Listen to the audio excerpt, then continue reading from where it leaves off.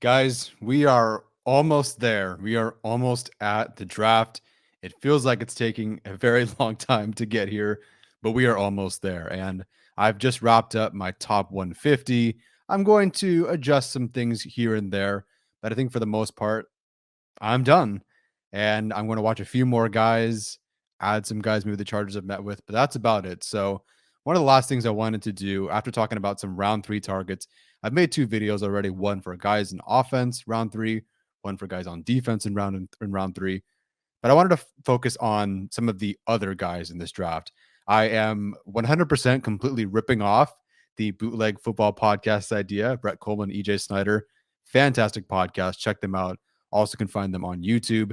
They had this idea where if you can't get this guy, say in round one, who can you find later on who's like that? Not saying that they're the same player, but who's a guy you can find later in the draft who's kind of that same vein, that kind of that same player. So I wanted to do that. There is going to be a heavy Chargers focus here, whether that's just scheme fit or based on their needs or people that they've met with.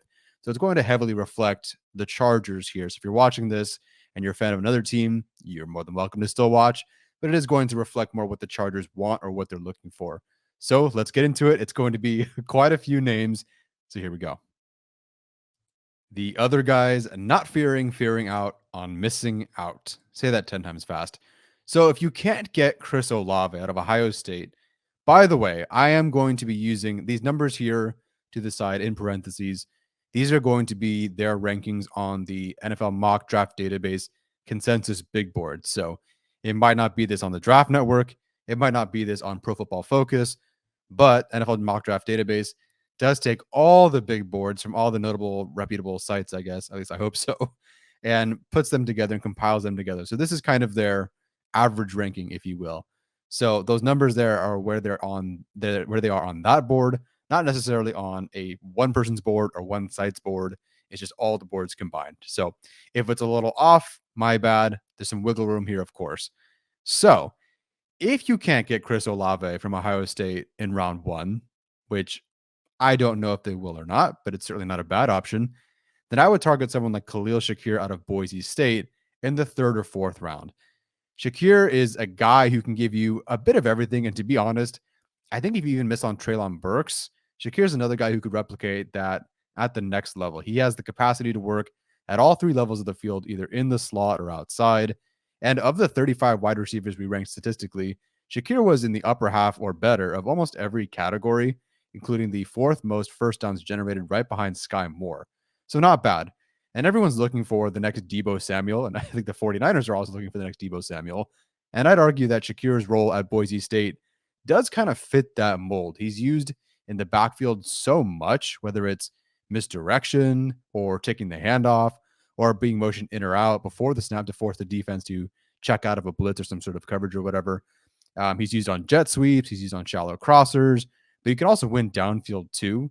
And he's also, I believe, it's been a while since I checked, top 10 or top 15 in punt return average last year among guys with as many returns as he had. I think it was 12.8 yards per return. So you get a really solid athlete who tested 90th percentile in the speed category. You get him way later than you got Olave. Oh, and by the way, Shakir did rank better in most categories than Olave did. So not bad.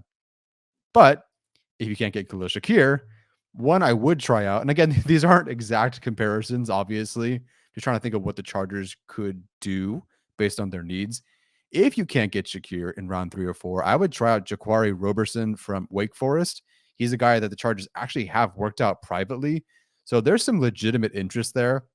The best way I can describe him is he's Jalen Guyton with a more nuanced top of route skill set, I guess, and way better hands.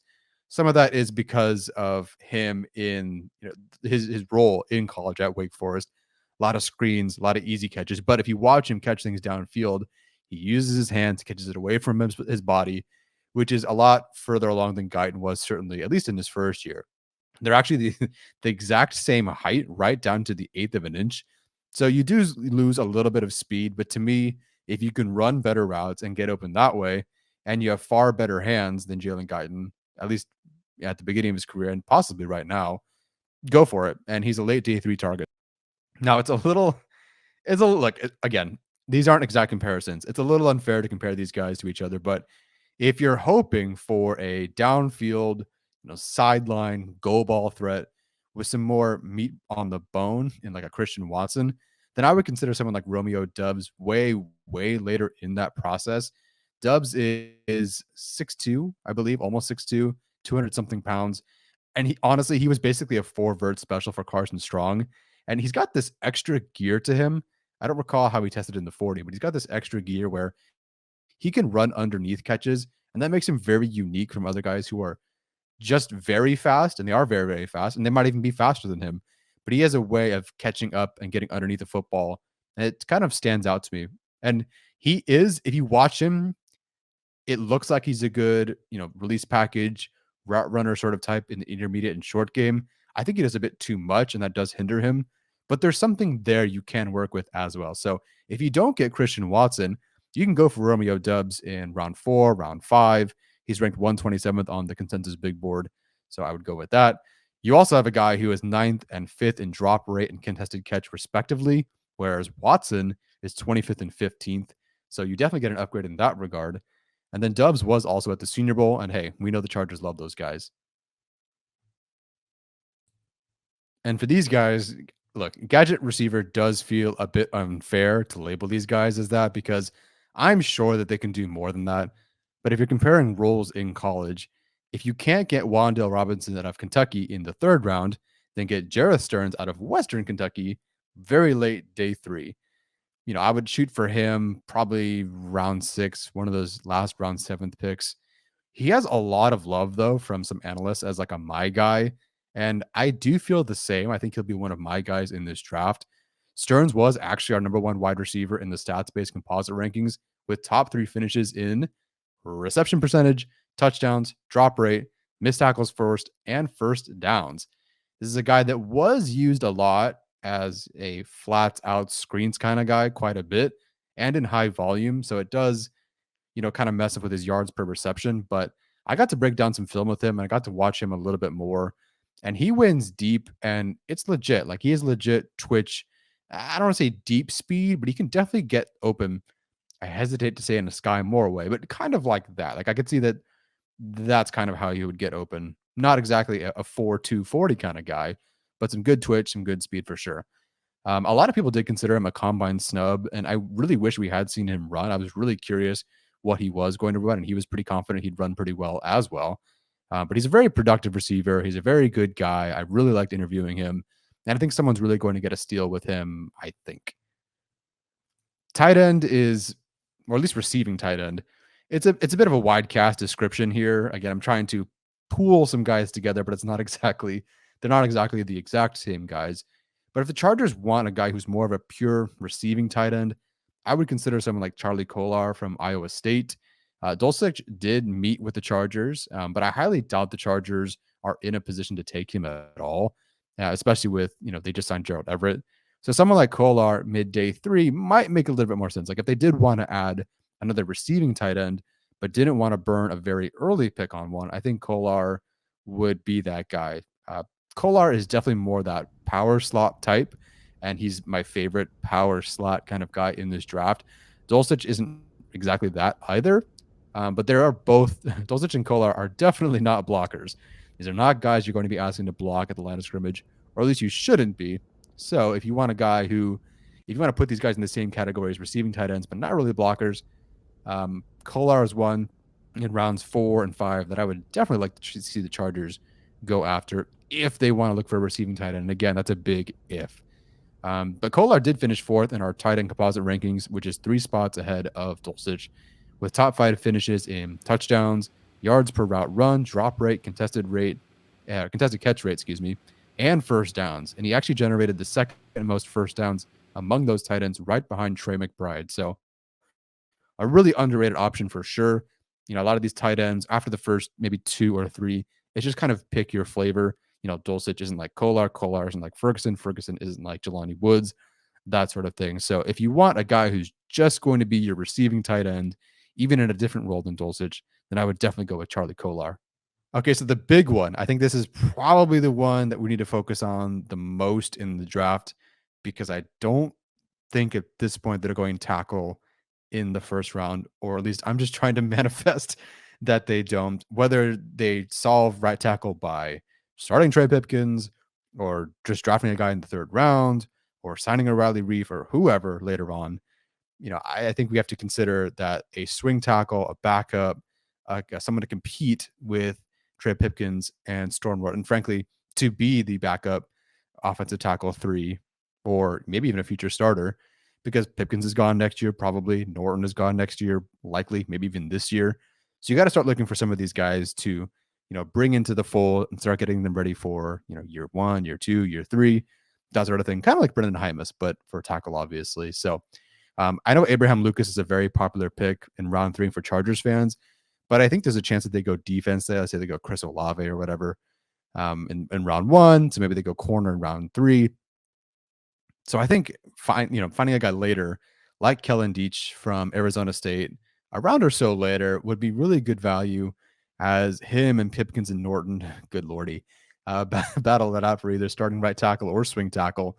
Deach is a guy that tested about 97th percentile at the combine as well, with his only knock being weight, and I feel like that's easily correctable. So they ran a lot of inside outside zone at Arizona State. I sort of talked about that with Rashad White when I interviewed him, and he's a great mover in space, whether it's in space or pulling. Pretty good there. A lot of work there. Him, Donovan West, Rashad White, a lot of zone stuff over there. So I think that does fit as a swing tackle type. And for what it's worth, offensive line guru Brandon Thorne has Deach.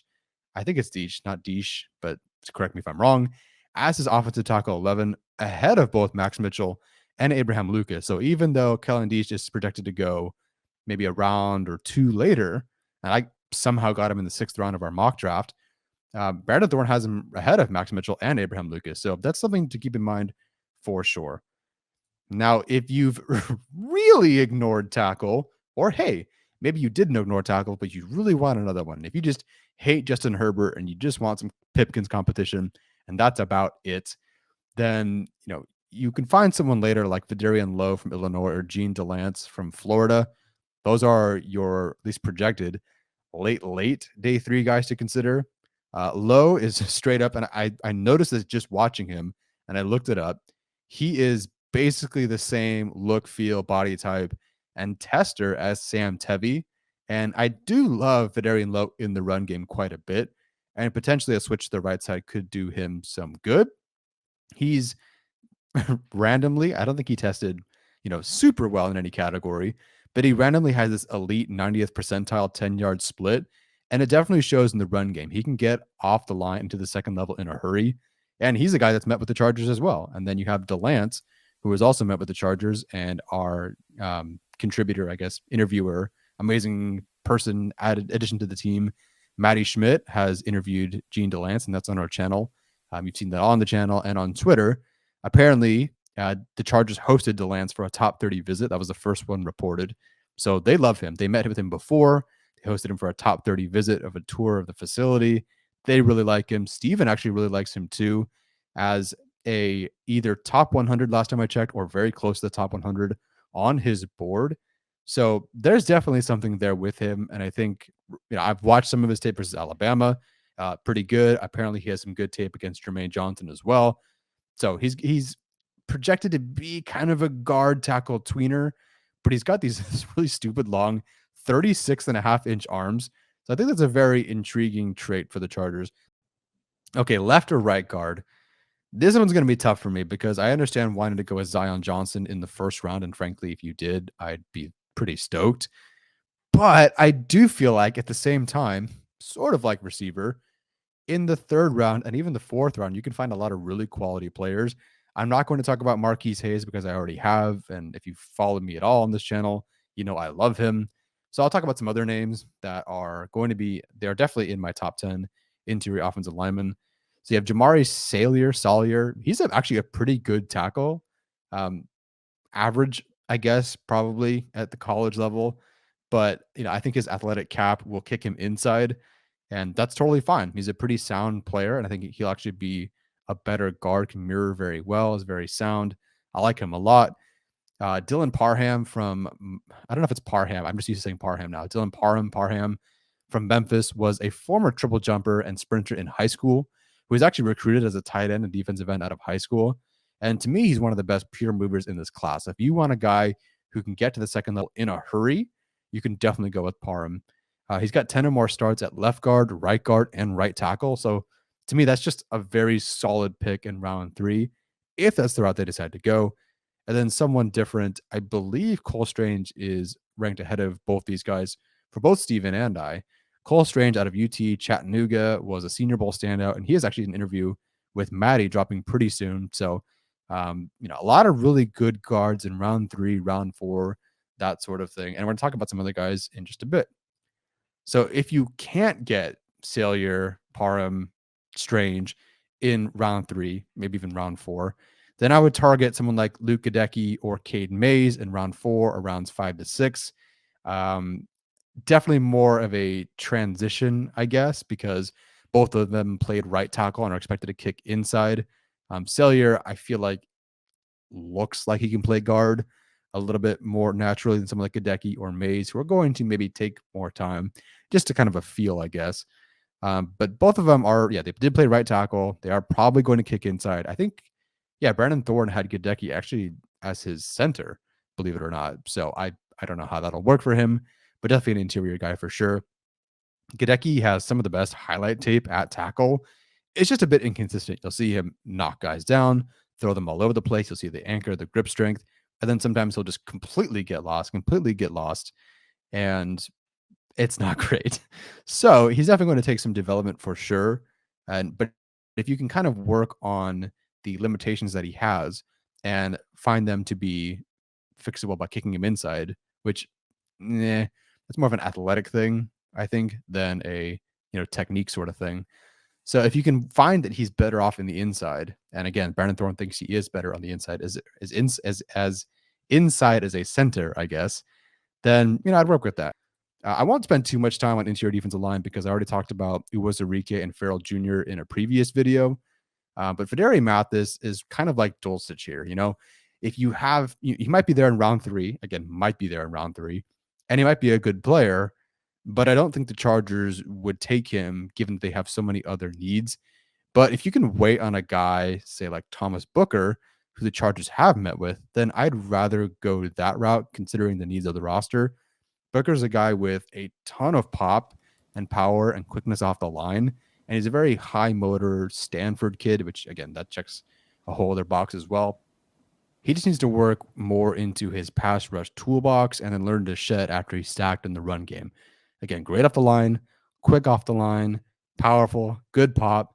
Got to learn how to shed, and just needs to build more into what he can do as a pass rusher. Right now, it's kind of motor, toolbox, power, but you got to find more, or athletic toolbox, I should say.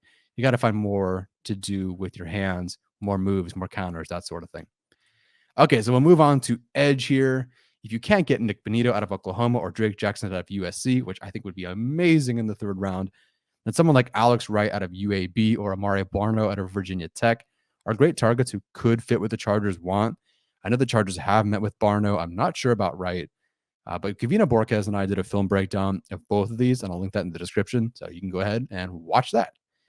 Linebacker. So again, I would love to add Leo Chenal from Wisconsin to the Chargers, but he's probably going to go round 2, or at the worst, he's going to go earlier than 79. But if you want 2 guys later who are going to be more upside picks than someone like just working with Troy Reader, who's, I don't want to say a veteran, but you kind of know what you have. So if you want someone who's younger, not that Reader is old, but obviously you have on a rookie contract, you can have for many years and develop with a bit more upside, I think I would go with DeMarco Jackson from Appalachian State or Chance Campbell from Ole Miss. These guys had 2 pretty similar roles in their defenses. It was less read and react and more attack. Someone like Leo Chenal, I think, can diagnose, can shed, can read, can react, and all that sort of stuff. Jackson and Campbell were more just go get the ball, blitz, rush off the edge, quarterback spy, that sort of thing. And these are guys that you can get on late day 3. Okay, guys, almost there. Just the DBs now. So if you want a zone corner, but want to wait one more round after someone like Kobe Bryant goes in round 3, And I think either Martin Emerson from Mississippi State or Mario Goodrich from Clemson are the way to go. I actually do have them both ranked ahead of Bryant, mostly because Bryant has already played, what, 5 seasons, 3,300 snaps. You know what you're getting with him. I think Emerson and Goodrich are guys who you can get a little bit more out of at the next level.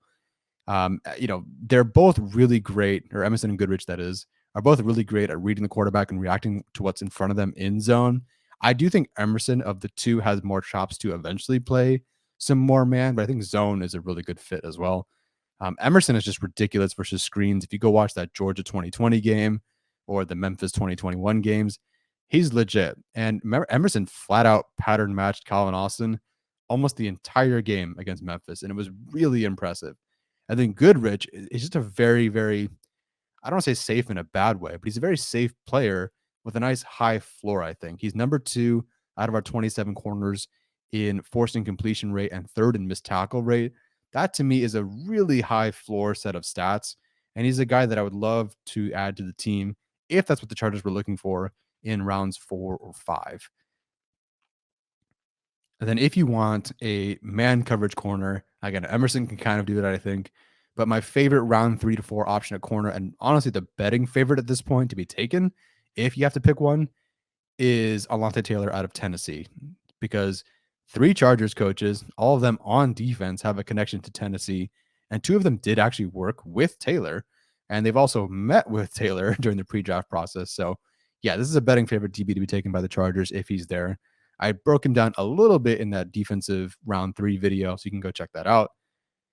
And if you want a traitsy burning 40 kind of guy, but don't want to go with Tariq Woolen, by God, in the first round, like some are projecting he's going to go, or Zion McCollum from Sam Houston, who's going to go, wherever he goes.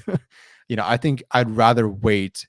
I know they're projected to go 75th, or sorry, they're ranked 75th or 107th on the big boards, the consensus big boards, but it seems like Woolen's getting some serious first round buzz. And if that's the case, I can't see why McCollum isn't a second or third rounder.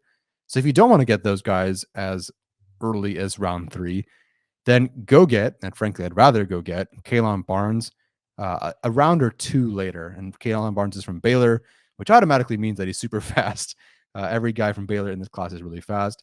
I do think he has legit man coverage ability somewhere, but he's going to need a bit of refinement, or excuse me, a lot of refinement at the next level. But if you want to go get a trade CB 4 or 5 kind of guy, early day 3, that sounds about right. And the Chargers have also met with him. So that's a guy to definitely keep an eye on if you're Chargers fans. If you can't get some of these really high end speedsters, early, obviously not round 1, round 2, or round 3, then someone like Kalen Barnes, who the Chargers have met with, is not a bad bet there. Okay, this is a big gap between the 2 players. We have Jalen Petre from Baylor, who's projected to go potentially round 1, but I think round 2 to 3. And the difference between him and Trey Sterling at 490th on the consensus big boards is obviously a big gap. But Trey Sterling from Oklahoma State, I think if you want a box safety later on, I freaking love Trey Sterling as a prospect there. And apparently he's met with almost every team. Even when I interviewed him, he had met with the Chargers and he had already interviewed with like 25 plus teams. And he honestly was my favorite interview this entire process. But I had no idea, because I interviewed him a little bit earlier.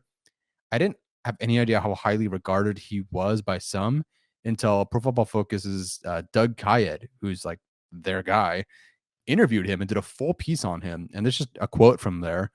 Sterling ranked 7th among qualified FBS safeties with an 82.1 overall Pro Football Focus grade and 85.3 coverage grade. It was a continuation of an impressive sophomore campaign in Sterling's first year as a starter, where he ranked 4th among qualified Big 12 safeties with a 78.1 overall Pro Football Focus grade and 6th with an 83.7 coverage grade. His 90.2 coverage grade across his 2019 and 2020 seasons was tied for the 7th highest among FBS safeties with at least 300 snaps and 25 targets in that span.